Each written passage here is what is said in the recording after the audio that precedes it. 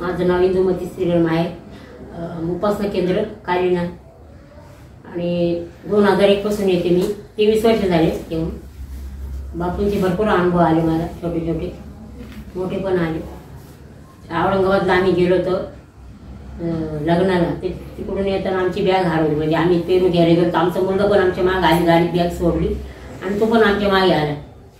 आणि तो रिक्षावाला म्हणजे औरंगाबादला आम्ही बसलो ना, तिथून तो निघाला तर आम्ही बॅग बी घेऊन निघालो. मग औरंगाबाद स्टेशनला आलो तर आमची बॅग गायब झाली. म्हणजे मुलगा आला ती गाडी रिक्षात राहिली. मग ते म्हणे जाऊ द्या, आता बॅग गेली नाही म्हणून. मी बापूंचा सारखा दावा करत होते, माझी बॅग बापू तुम्हीच शोधून द्या. मुलं म्हणे काही नाही, आपण जाऊ निघून असं. आणि माझी 2 मुलं होती आणि सून होती.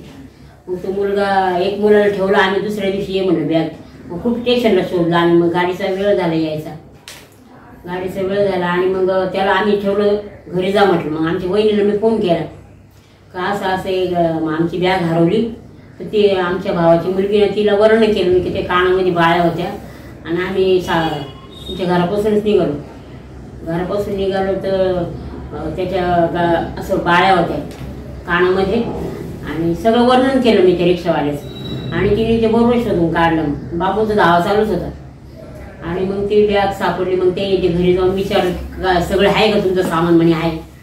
मग ते रिक्षावाल्याला दिलं सगळं काढून सामान. बापूंचीच कृपा सगळी. बापू आपल्या बरोबर आहे, बापूशिवाय काहीच नाही.